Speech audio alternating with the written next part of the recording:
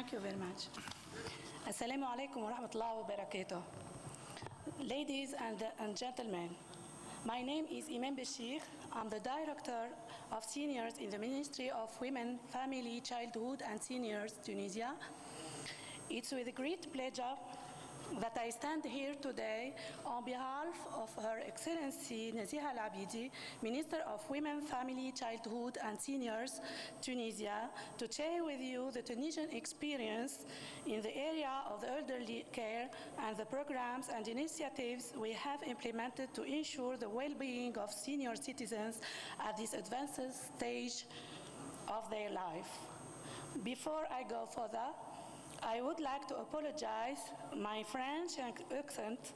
English is only my third language after Arabic and French, and this is certainly not my strongest point. So please bear with me. Ladies and gentlemen, Tunisia, like many other countries in the world, is witnessing a gradual aging of its population. The Tunisian population pyramid is more and more characterized by the contraction of its base due to a decreasing birth rate and an increasing life expectancy at birth.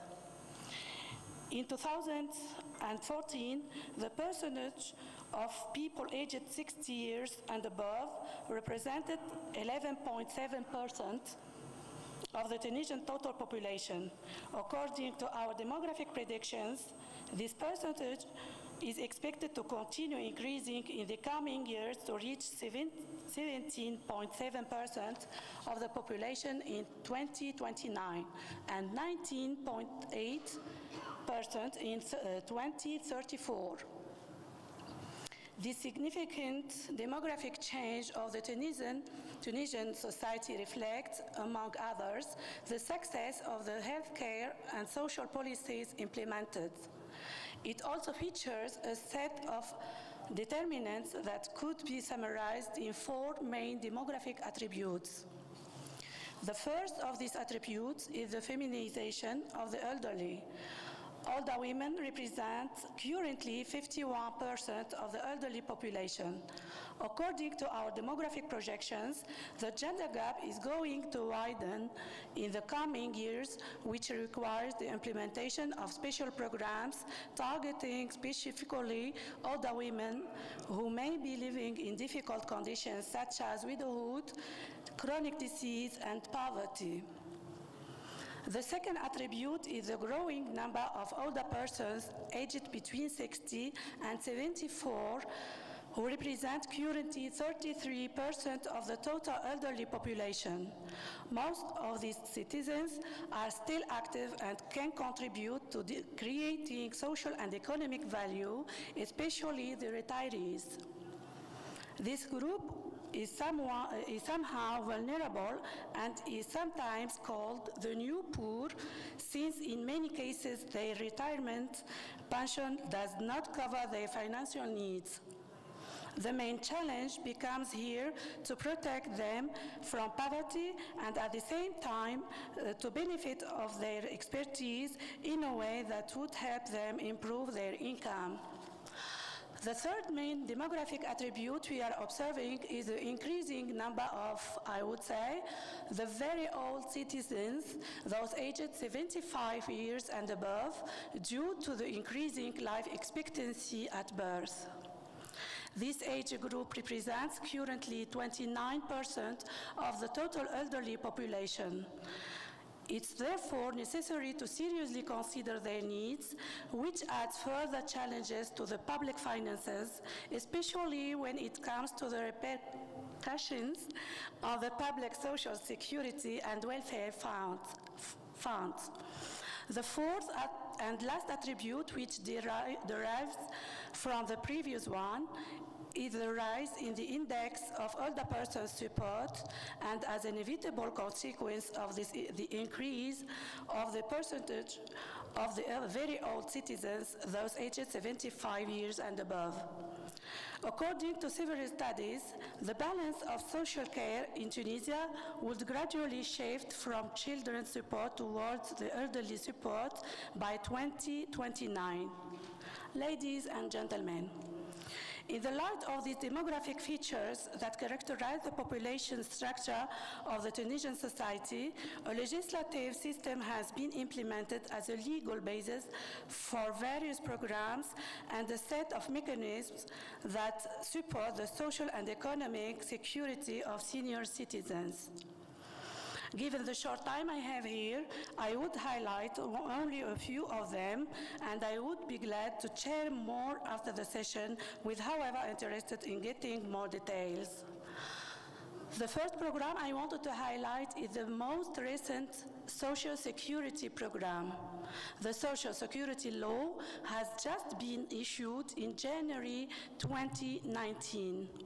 The program is targeting the poor and limited income citizens who suffer a multidimensional deprivation affecting their income, health, education, housing, access to public services, and living conditions in general.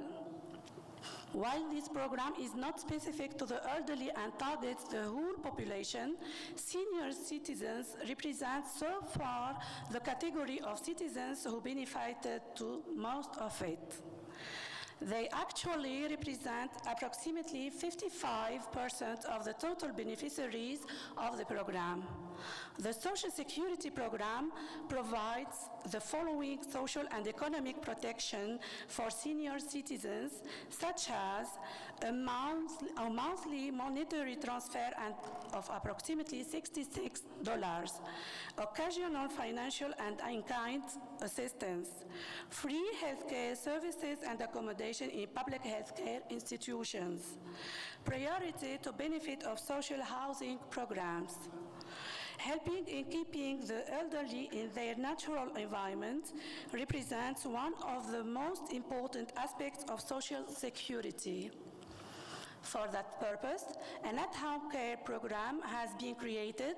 The program aims at keeping senior citizens within their natural social environment, whether it's in their own families or in hosting families. This program is extremely important because of the significantly positive impact it has on the elderly, on the psychological and emotional levels, and also the strengthening of social ties and family relationships. While the at-home care program targets all senior citizens, the priority is given to those with low income and lacking family support. The second program I wanted to emphasize is the Alternative Family Program. This program has been put forward to encourage and provide support to families willing to host an older person who has no family support. The government is currently providing hosting families with a monthly grant of $70 to cover the basic needs of the hosted persons. In order to further support this program and increase their effectiveness, a number of good practices have been adopted. One of these is the deployment of multidisciplinary mobile teams to provide various healthcare and social services to the elderly in their own homes. The number of these teams has reached 43 teams, 24 regional teams, and 19 local teams. These teams are supported financially by the government with transportation and management grants. In total, 5,000 older persons are currently benefiting of their services. In addition to the services offered to the elderly at their homes, the Tunisian government has also implemented policies to protect especially the marginalized older people and those lacking family support. 12 public institutions have been established to provide the necessary support to this category of the population. Ladies and gentlemen, in addition to these policies and services, the Tunisian government has also implemented a set of mechanisms intended to further anchoring the elderly in the society under what we have called a Society for All Ages initiative. Among the best practices that could be emphasized here, I said, the establishment of day clubs for older people to protect them from social isolation and provide them with cultural, recreational, and social activities, as well as healthcare services. The National Plan for Retirement Preparation and Active Aging. This plan provides preparation to the post-retirement stage and aims at preventing the common psychological shocks and trauma most retirees go through upon retiring. It aims also at encouraging and motivating new retirees to remain active, which allows younger generations to benefit of their experiences, expertise, and competences. The creation of a national register of competencies among senior citizens and retirees. This is basically a database of those national competences and talents, both men and women, who should interest in putting to good use their intellectual and professional expertise for the benefit of the youth and the society at large. In spite of these various programs and mechanisms, Tunisia is still facing multiple challenges in the area of older people care, support, and social integration of both the economic and the social levels. On the economic side, the main challenges would be, one, to encourage and support the private sector investment in the elderly care, especially those lacking intellectual and physical autonomy. Two, to create new opportunities for those senior citizens who are still active and possess specific talents and expertise to continue to wealth creation and the economic and social levels. Three, to address the growing demand for healthcare services as well as social and cultural activities for the elderly while ensuring their equality and sustainability. Four, to adopt a social and solidarity economic approach in order to promote various development and service projects that guarantee the well-being of the elderly of the social and health levels. On the social side, our main challenge is to ensure and sustain an environment where the elderly can enjoy a life with dignity and an effective protection against the social risks they may encounter. Among the main initiatives we have implemented for this purpose, three are particularly important to mention. Implementing a national social protection platform in line with the Aile 202 recommendation for the establishment of national social protection floors, in particular the recommendation to guarantee a basic income security, at least at a nationally defined minimum level for older persons. The promulgation of an organic law on the establishment of the Social Security Program. And probably the most important of these initiatives is the drafting of the Code of Senior Citizens, a first of its kind worldwide.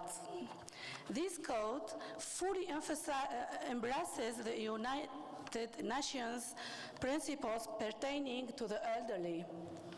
Ladies and gentlemen, let me conclude my speech with some recommendations that derive from our experience in serving the elderly and that may help in meeting the challenges that many countries face in that area.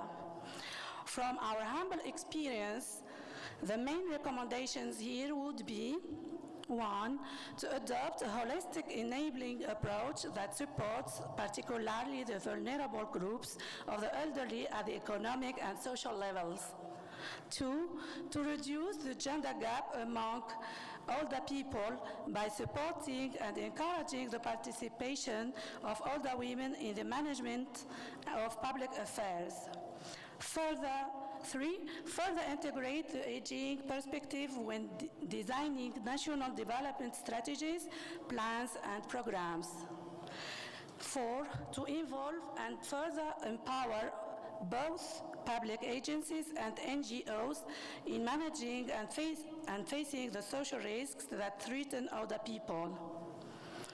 5, to promote and disseminate the culture of older people rights and prevent all forms of social and economic exclusion on the basis of age. I want to emphasize finally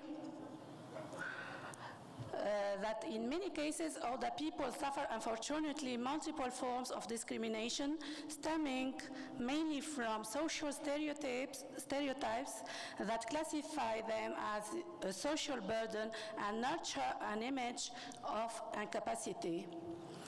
Serving the elderly starts first by combating and breaking down this stereotype and promoting the idea that older people are not a social burden. Older people possess a wealth of experience, expertise, and competencies.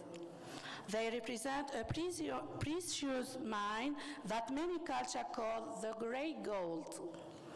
This shift in mindset is essential to ensure an effective integration of older people in the social and economic life and prevent a waste of valuable human resources that are definitely capable of adding a lot of value to their societies and economies. Hope you all the success for this council work. Thank you very much for your attention. شكرا على حسن الإصغاء.